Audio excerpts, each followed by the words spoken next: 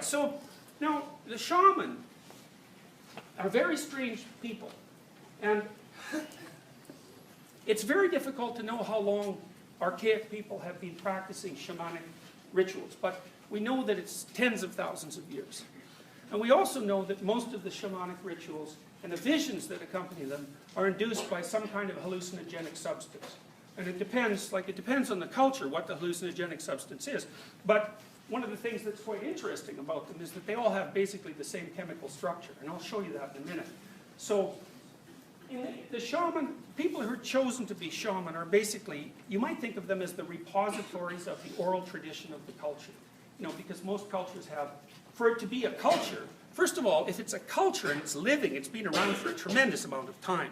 You know, and non-literate cultures have to carry the wisdom that they have with them in oral form or in embodied form, so in ritual form or in oral form, and somebody has to be the fundamental repository of that kind of wisdom, so the sort of the storyteller of the tribe and the keeper of the flame, so to speak, and that's usually the role that the shaman have, and they're the people who are contacted when something's gone wrong with you.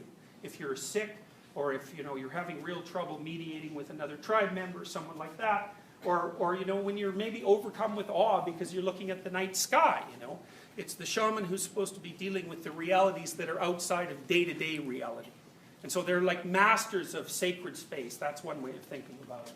And sometimes they're that way because their father was a shaman, or maybe their mother, and sometimes it's because they're kind of peculiar, They're people who are visionary as part of their temperament. And we know that visionariness, so to speak, is an element of temperament. It's associated with trait openness, and that's associated partly with intelligence, but also partly with creativity, and those things aren't exactly the same.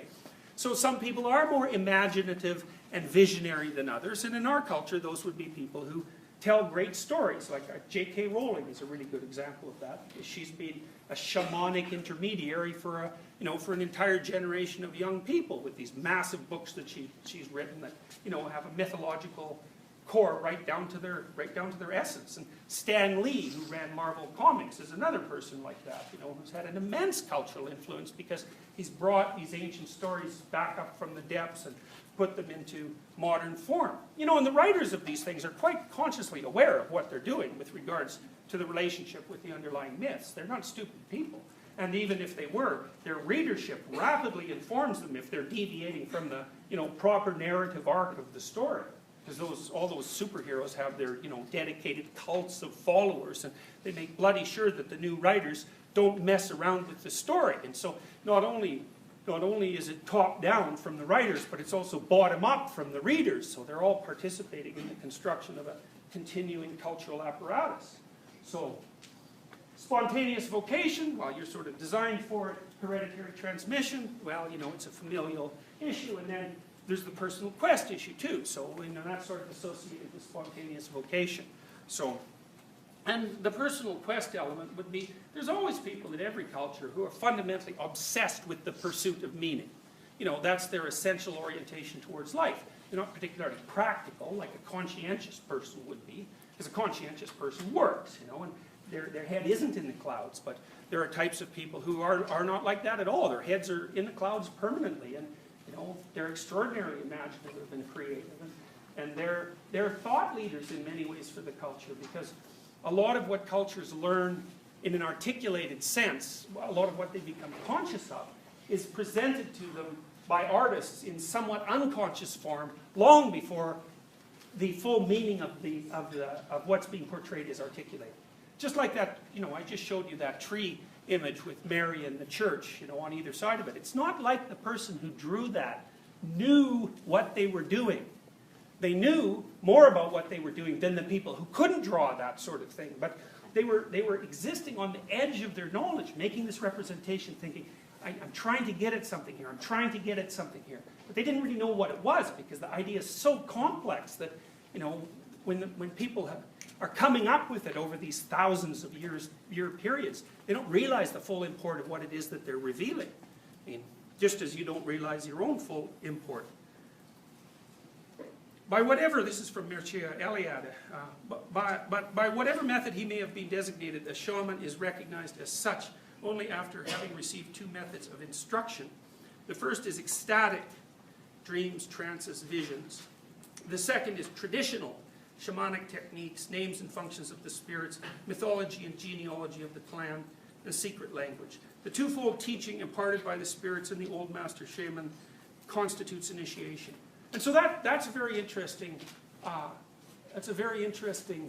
representation of the manner in which personal revelation becomes knowledge. So, let's say, you're beset by a very frightful series of nightmares. I mean, what that's going to do is to drive you to try to understand how to represent what you're having nightmares about in terms of the cultural elements that you have at hand.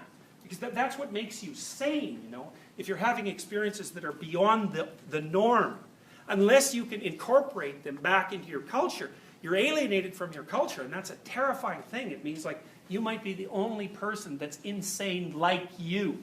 And that's very intolerable for people. It's bad enough to be different, but to be so different that you're incomprehensible, it's like to you, that's the sort of horror you don't want to encounter. So the shaman are people who are possessed by a rich inner fantasy life, but who are simultaneously capable of taking that and weaving it into the cultural mythology that they're part of. That's what makes them sane rather than insane, right? Because a schizophrenic is someone who has visionary experience, although it's often auditory. They hear voices and they're possessed by spirits in a sense. You can see them wandering down the street, muttering to their own internal voices, but they can't integrate any of that with the culture, and so they're gone, they're lost souls. So the shaman is someone who does both, who has the visions, but who incorporate it at the same time. So he's someone who's master of the visions and not victim of them. And so there's technologies that allow people to do that. And a lot of them are associated, as I said before, with the use of various hallucinogenic substances. In Siberia, the youth who is called to be a shaman attracts attention by his strange behavior. For example, he seeks solitude, becomes absent-minded, loves to roam in the woods or unfrequented places, has visions, and sings in his sleep. In some instances, this period of incubation is marked by quite serious symptoms. Among the Yakuts, the young man sometimes has fits of fury and easily loses consciousness, hides in the forest, feeds on the bark of trees, throws himself into water and fire, and cuts himself with knives. So those are ordeals in a sense,